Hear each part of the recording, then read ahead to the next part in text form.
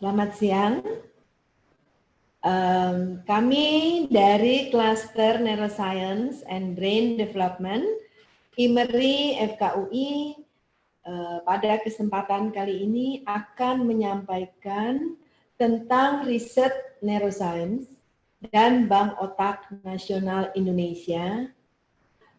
Sudah hadir di sini narasumber Dr. Eka Susanto, spesialis patologi anatomi, kemudian Dr. Yudi, spesialis forensik, saya sendiri Dr. Martina dari Cluster Neuroscience, saya sendiri adalah psikiater.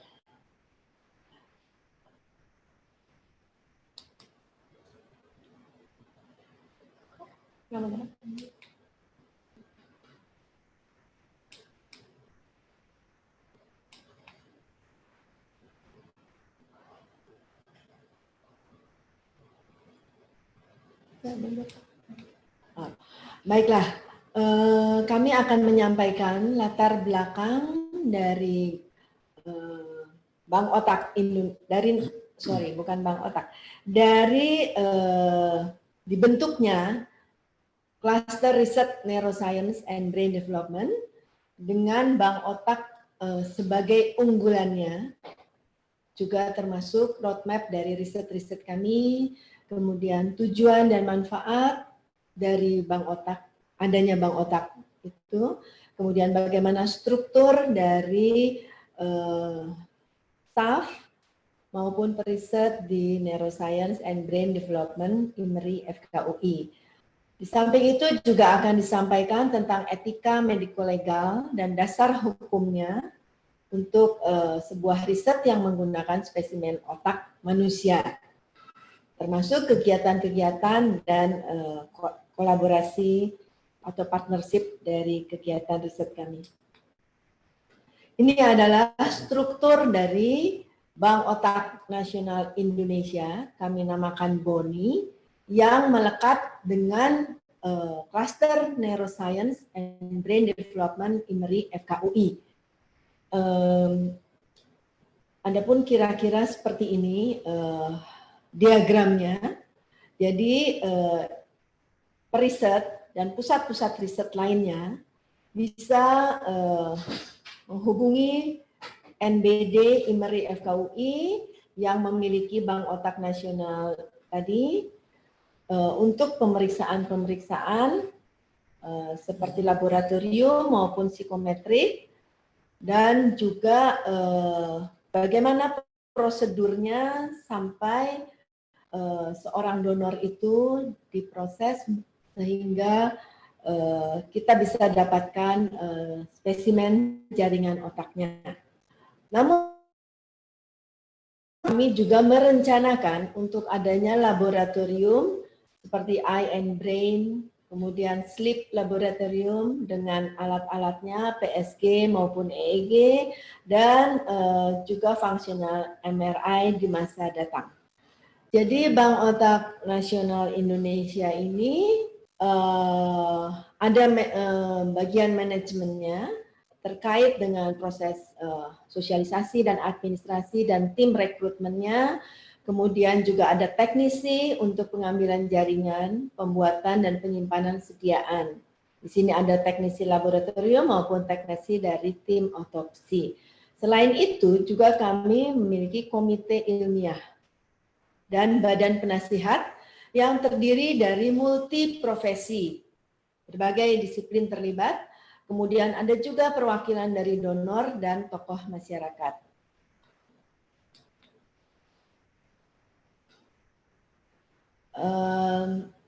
Cluster Research Neuroscience atau yang kami singkat NBD IMERI FKUI memiliki fasilitas Bank Otak untuk penelitian, ya, dan ininya adalah menyediakan jaringan otak postmortem untuk penelitian-penelitian ilmiah, khususnya untuk para peneliti atau saintis yang membutuhkan sediaan spesimen jaringan otak untuk mengungkap mekanisme patologi ataupun etiologi dari penyakit di tingkat seluler, biokimia, fisiologi, genetik, maupun proteinomik.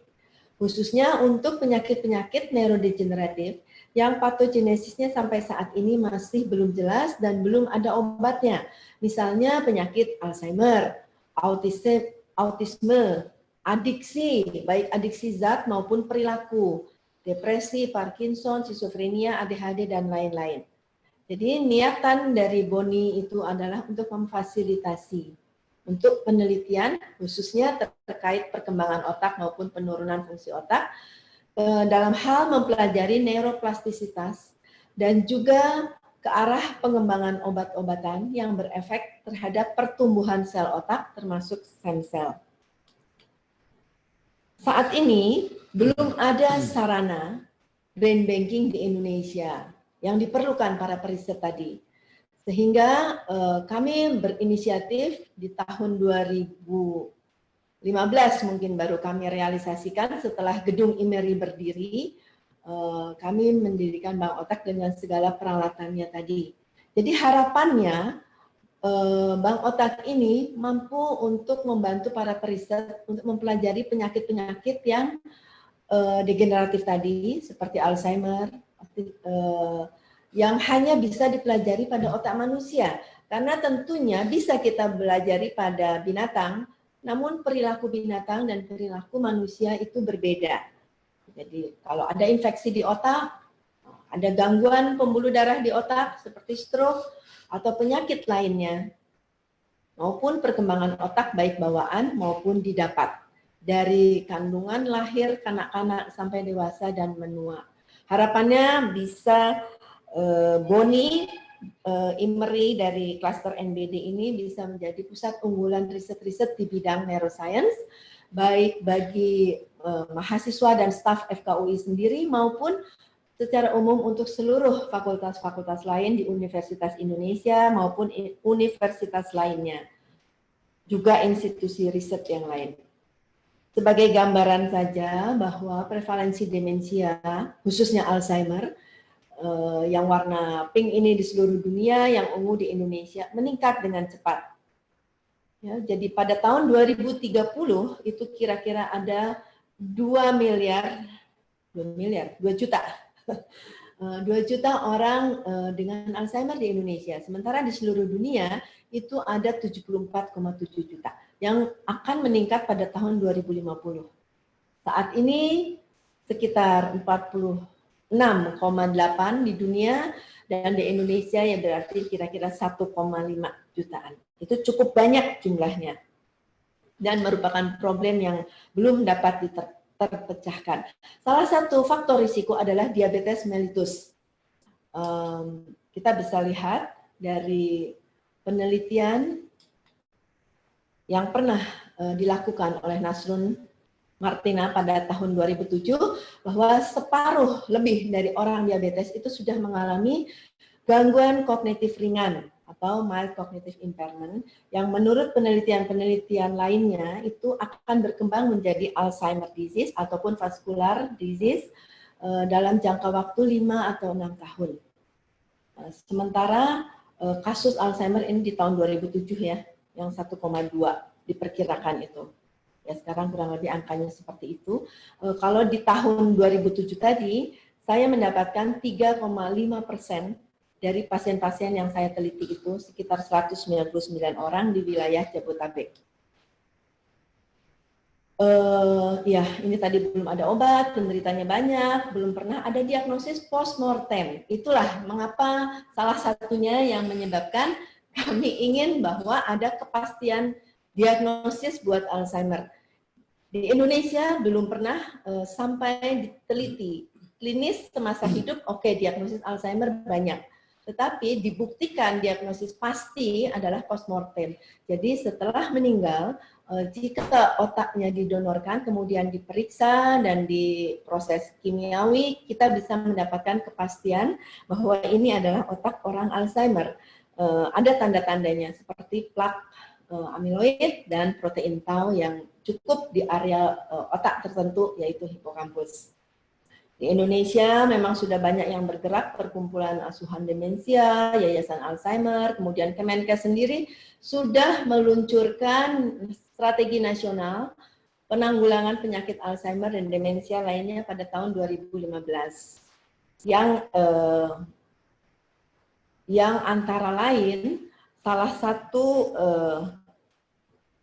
aksinya adalah untuk terlaksananya dan termanfaatkannya riset kognitif dan demensia, sehingga diperlukan sarana adanya brain bank tadi. Ya.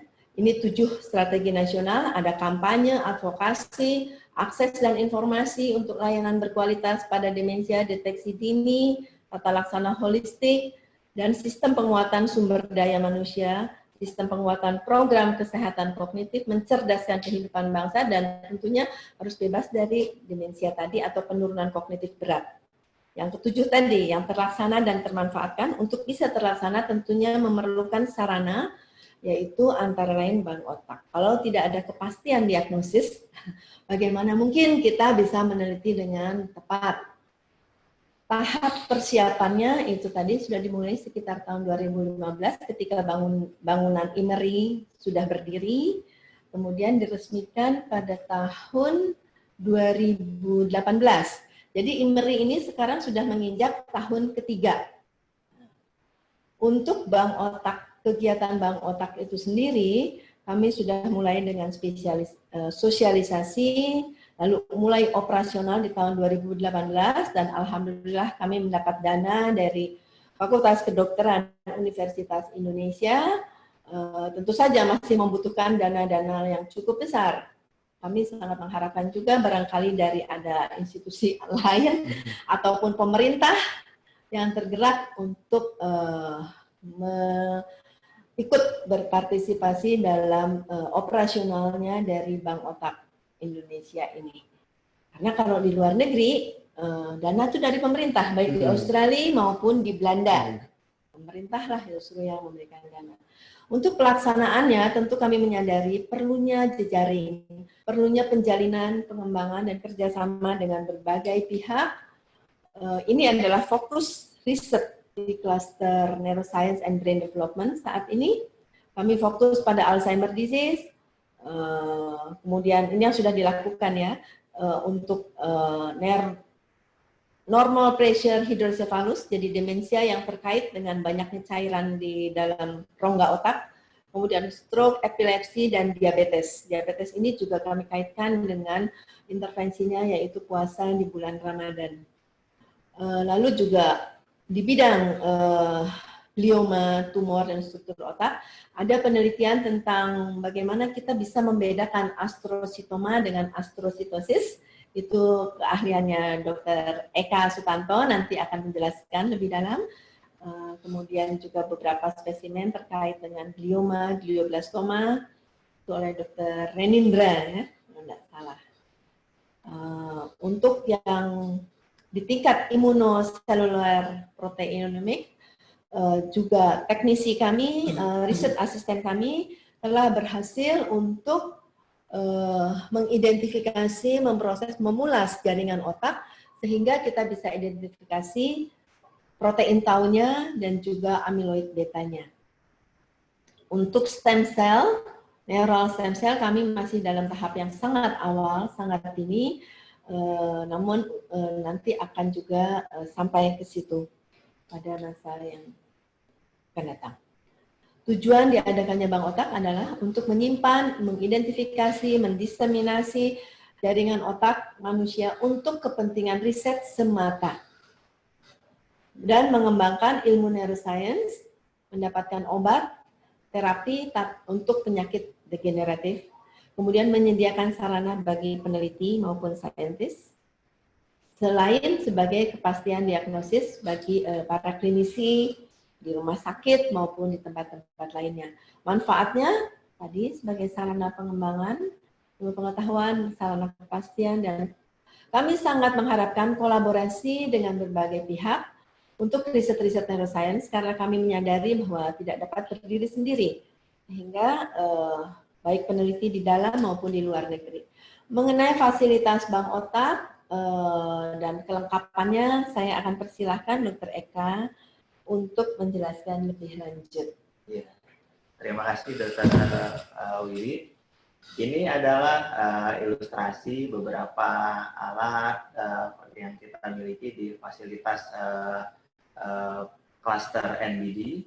Ini dapat kita lihat ada lemari pendingin ya, kulkas minus 80 derajat, tempat kita menyimpan spesimen-spesimen dari otak dan spesimen yang terkait ya, medula spinalis, dan juga cairan otak ya, liquor cerebrospinal, kita simpan di suhu minus 80 derajat untuk tetap menghasilkan kualitas yang baik untuk bahan penelitian. Kemudian juga di sini ada, kita lihat tangki nitrogen cair.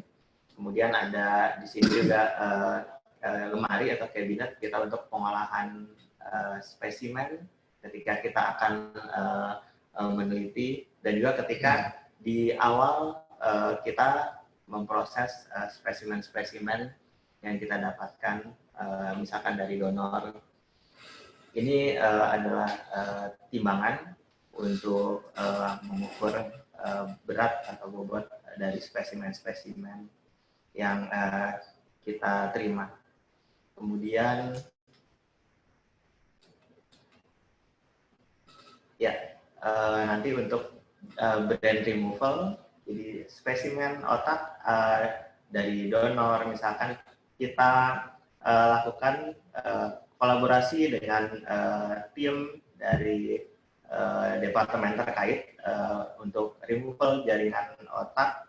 Contohnya itu nanti dilakukan oleh tim dari Dr. Yudi di Departemen Forensik FKUI RSCM, karena di sana fasilitasnya yang paling siap.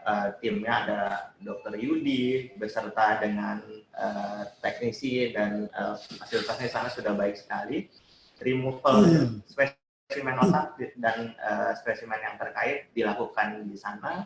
Kemudian kita transport ke Imeri. Itu sangat menguntungkan. Untuk fasilitas kita di sini, Boni letaknya itu sangat dekat antara Imeri dengan Departemen Forensik FKUI RSCM. Sangat dekat, jaraknya hanya 100-200 meter, jadi itu sangat menguntungkan dari sisi waktu untuk transportasi, karena begitu dia dihasilkan, spesimen itu harus kita simpan, yaitu tadi diproses, disimpan di kulkas minus 80. Karena jaraknya sangat dekat, tentu kita akan menguntungkan sekali. Nanti mungkin Dr. Yudi bisa jelaskan lebih lanjut. Akan jelaskan sedikit juga tentang gambar yang ada di bawah, immunostaining. Research assistant di cluster NBD saat ini telah berhasil melakukan pulasan-pulasan beberapa antibody ya. Contohnya kita tampilkan di dua ini, gambar A dan B. Ini adalah gambar mikroskopik untuk pulasan protein tau dan amyloid beta. Ini kita ambilkan contoh yang positif, protein tau dan amyloid beta. Kita lihat di sini positif ya. Untuk kontrol ini kebetulan kita ambil dari kontrol positif, di mana spesimennya itu kita dapatkan dari kolaborasi atau kerjasama kita dengan Victorian Brain Bank. Jadi untuk waktu itu awal-awal memang kita memerlukan jaringan atau spesimen yang positif sebagai kontrol positif untuk pulasan, dan kita membina kolaborasi dengan center-center terkait. Dalam hal ini dengan Victorian Brain Bank yang waktu itu juga sempat staff-staff kita belajar dan dilatih training di sana. Kebetulan waktu saya dan Dr. Yudi pada 2015-2016 ya, oke. Gitu. Selanjutnya mungkin akan dijelaskan oleh Dr. Yudi. Baik, mungkin ini ranah saya dari forensik untuk menjelaskan mengenai etika mediko-legalnya. Nah, tentunya tadi audiens tadi sudah mendengarkan bahwa Bank Otak Nasional Indonesia itu sarana untuk riset, ya. Nah, untuk itu kita juga butuh dukungan dari pemerintah dan juga tokoh-tokoh masyarakat atau agama. Kita paham bahwa Indonesia merupakan negara yang mayoritas Muslim, sedangkan kita butuh jaringan otak untuk kita simpan, untuk kita proses menjadi suatu spesimen, itu tentunya kita juga butuh audiensi dengan teman-teman atau tokoh masyarakat maupun tokoh agama yang ada di Indonesia. Lalu yang harus kita pastikan juga bahwa sediaan spesimen otak ini tidak untuk diperjualbelikan. Jadi ini merupakan suatu spesimen yang memang tujuannya adalah untuk riset, bukan untuk komersialisasi. Lalu kita juga harus pastikan bahwa identitas donor ini dijamin kerahasiaannya, sehingga tidak ada yang tahu bahwa ini adalah otak siapa yang kita gunakan untuk penelitian. Setiap proposal penelitian juga telah lulus kaji etik dan kaji ilmiah untuk menjamin mutu riset, lalu juga dibutuhkan informed consent dari calon donor, sehingga calon donor ini pun dapat menarik kapanpun konsennya tanpa harus memberikan alasan apapun. Hanya mengatakan bahwa saya tidak bersedia lagi menjadi donor, lalu otomatis permohonannya untuk menjadi donor akan gugur.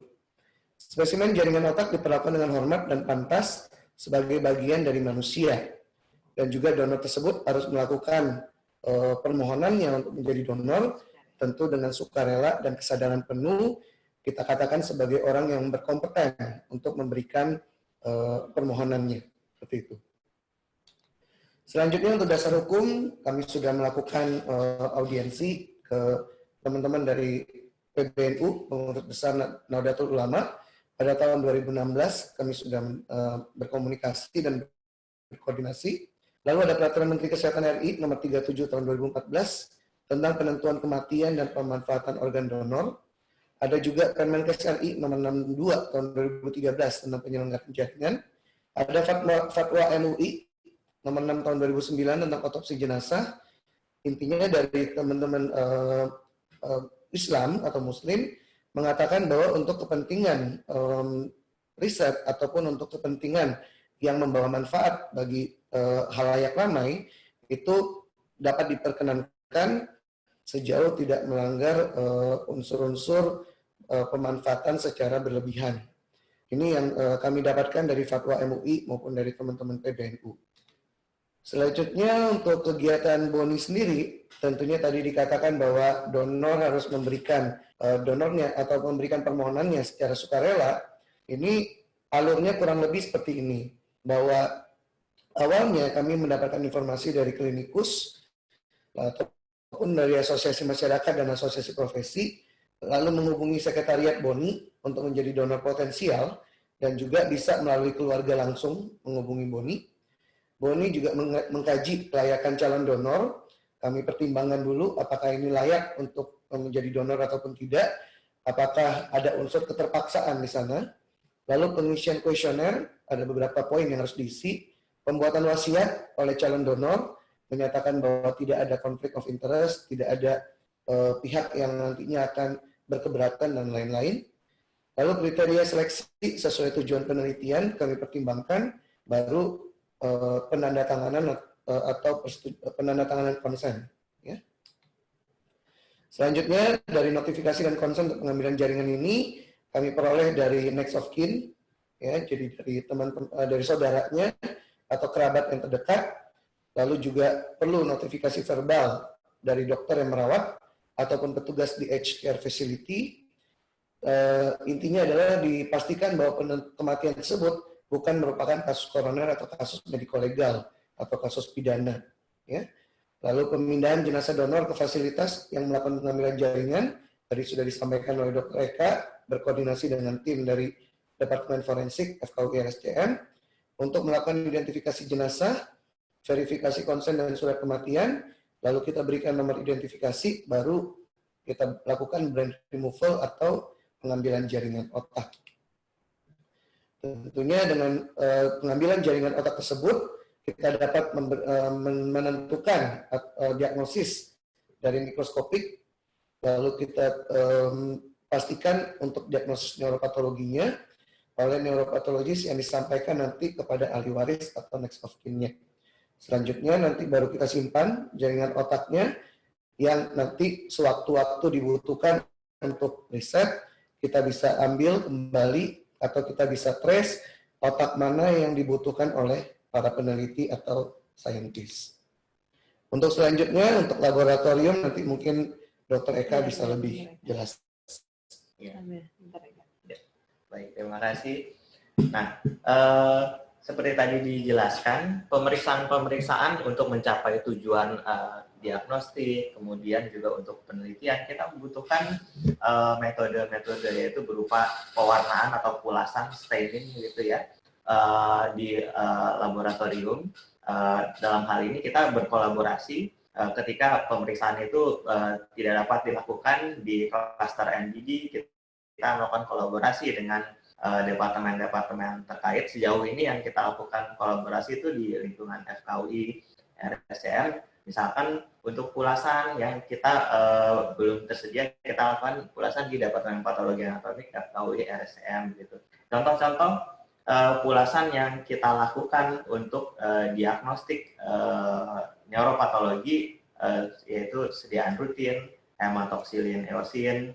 Kemudian ada juga pulasan-pulasan khusus yang lainnya, pulasan khusus sederhana seperti Lux, Solvas Blue gitu. Kemudian juga pulasan-pulasan yang lebih complicated gitu ya, imunohistokimia, lebih molekuler seperti alpha-sinuklein, amyloid beta, tau, ubiquitin, TDP43 dan lain-lainnya. Karena memang perkembangan ilmu pengetahuan ke arah yang sekarang itu lebih ke arah molekuler untuk berbagai aspek ilmu pengetahuan ini ya, bidang kedokteran. Seperti kalau dulu kita mengenalnya pembagian itu berdasarkan nama penyakit, misalkan Alzheimer, frontotemporal dementia, lebih ke lokasi-lokasi. Sekarang itu lebih ke molekuler, misalkan alpha-sinukleonopati gitu dok, lebih ke arah molekulernya. Bahkan aspek-aspek yang lainnya untuk penyakit-penyakit yang bukan neurodegeneratif, contohnya neuroonkologi, itu pun klasifikasinya sudah terintegrasi sekali dengan molekuler. Memang kita membutuhkan kolaborasi yang betul-betul kita hitung kemampuan laksana, karena untuk melakukan berbagai risetnya tentu butuh fasilitas, sumber daya banyak sekali yang kita butuhkan. Dan ini karena memang ini usaha yang tidak sedikit, tidak kecil, ini suatu usaha yang sangat besar, multidisiplin, dan tentu butuh anggaran yang besar dan dukungan dari kita semua, sehingga tentu kita mesti betul-betul merencanakan ini dengan baik. Nah, ini contohnya pulasan, slide-slide-nya kita bisa lihat di atas, berbagai macam pulasan. Ini contoh gambar yang begitu lengkap. Kita ambil ini slide-slide dari Victorian Brain Bank di Melbourne. Jadi pulasannya ini paketnya sangat lengkap, pulasan hematoksilin eosin yang rutin, yang lebih warnanya merah muda. Kemudian yang lebih pucat, agak biru dan coklat itu ada pulasan-pulasan imunohistokimia dengan berbagai macam antibodi. Di sana pun seperti itu. Di sana Victorian Brain Bank bekerja sama dengan institut-institut lainnya seperti Florey Institute untuk melakukan berbagai macam pemeriksaan. Jadi tidak dilakukan semuanya itu di Victorian Brain Bank. Kemudian,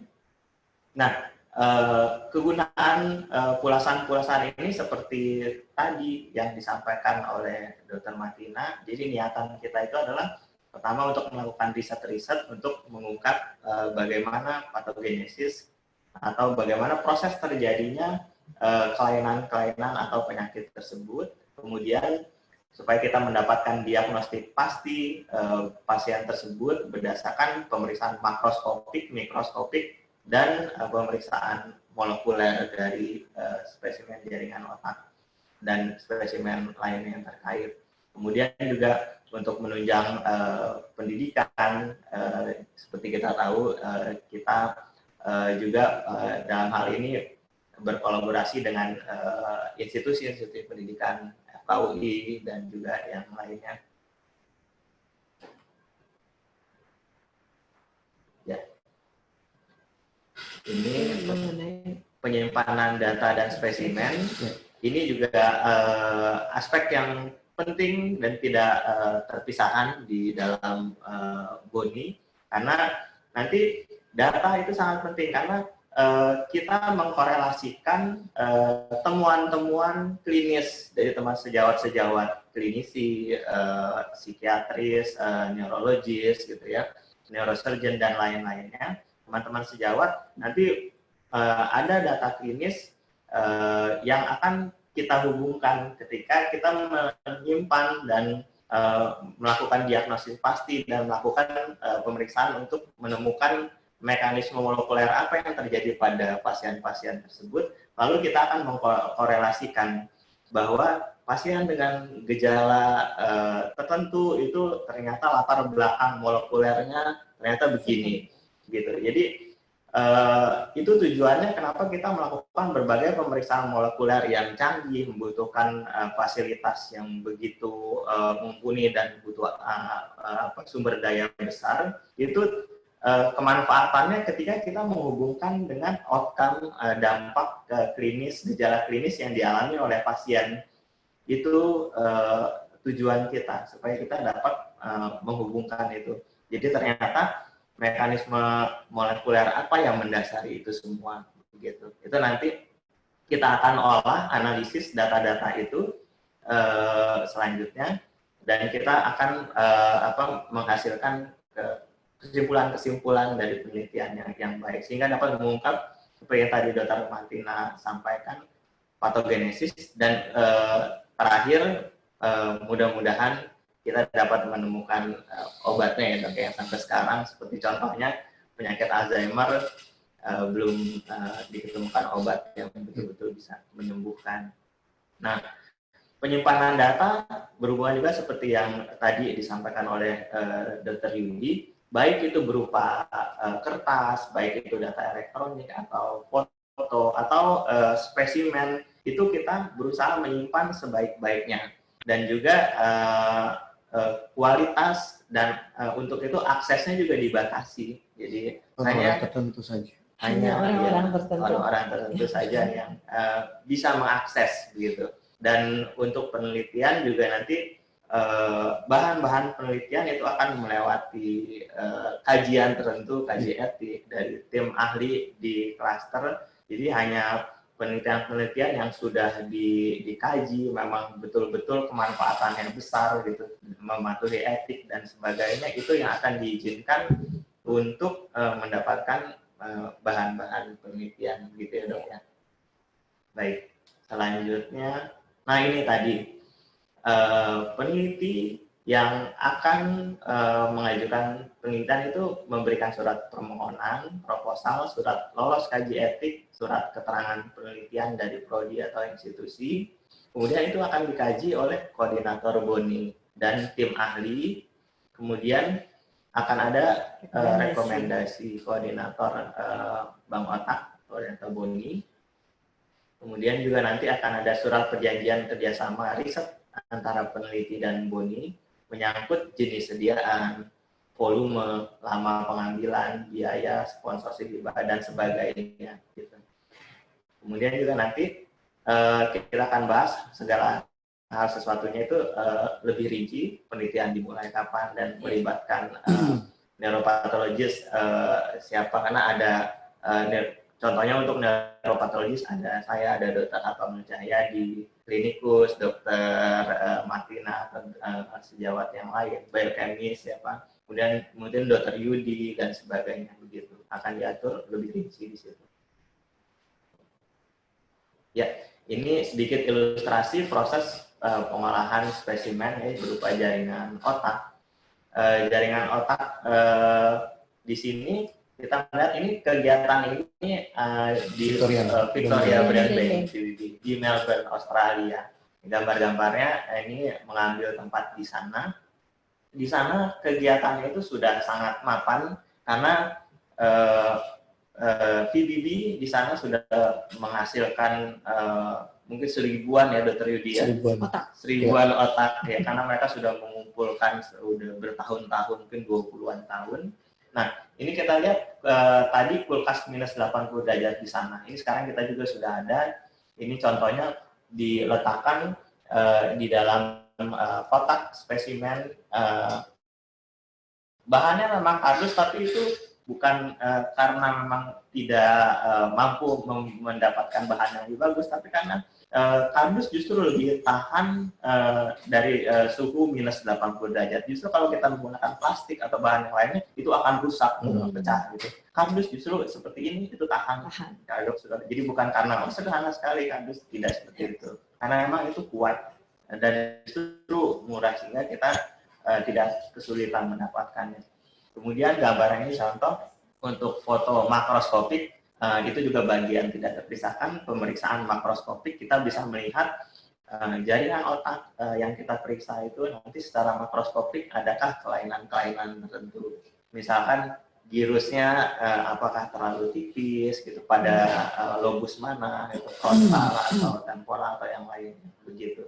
Dilakukan foto pemeriksaan makroskopik.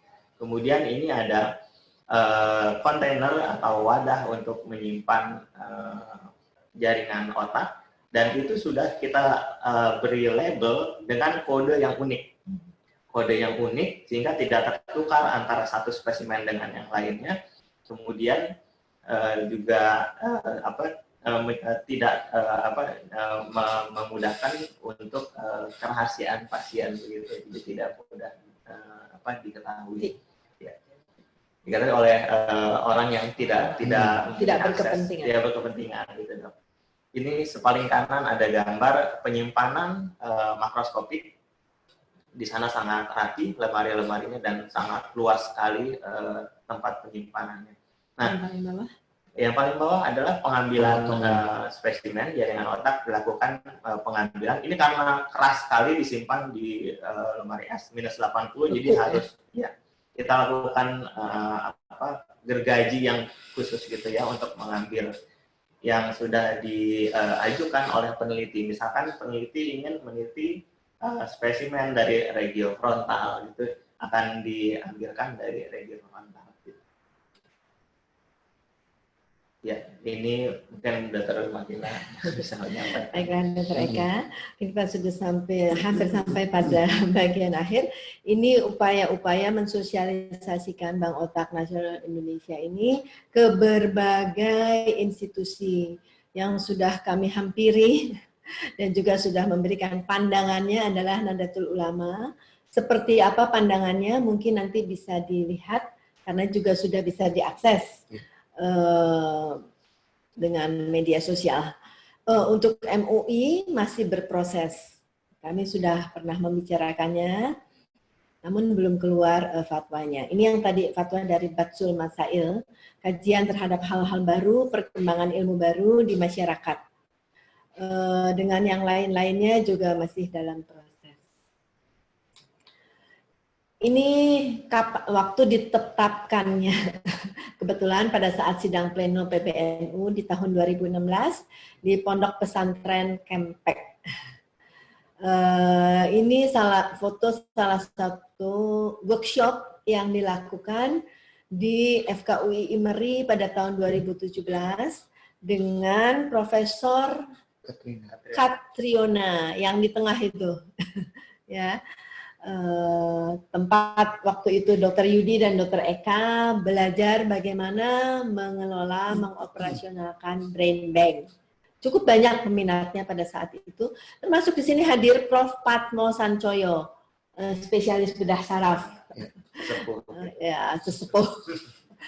Dan juga Dr. Dharma Imran dari Departemen Neurologi yang juga kebetulan juga berada di klaster Neuroscience IMERI FKUI. Banyak lagi masih yang lain-lain. Dr. Yudi, mereka mana ya? Nggak kelihatan. Kecil. Kami juga berencana untuk melakukan workshop pada pertengahan bulan Juli. Nanti, tepatnya tanggal 25 Juli, untuk bagaimana teknik pemulasan begitu untuk sediaan otak tadi. Dr. Eka dan Ibu Santi akan memandu workshop tersebut. Nah, partnership yang dijalankan tentunya tadi berpartner dengan berbagai rumah sakit, lembaga donor, fakultas kedokteran se-Indonesia maupun juga barangkali di luar Indonesia ya, regional kalau bisa. Rumah sakit, ada yang namanya Rumah Sakit PON, penyakit otak, Pusat otak nasional, ya, beberapa organisasi profesi, kemudian lembaga sosial, lembaga riset.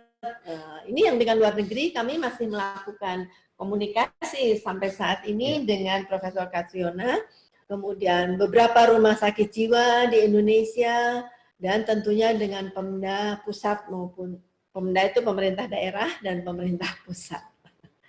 Kami sangat mengharapkan dukungan dan kerjasamanya. Demikian, terima kasih yang dapat kami sampaikan. Mungkin Dr. Eka atau Dr. Yudi ada yang masih ingin disampaikan?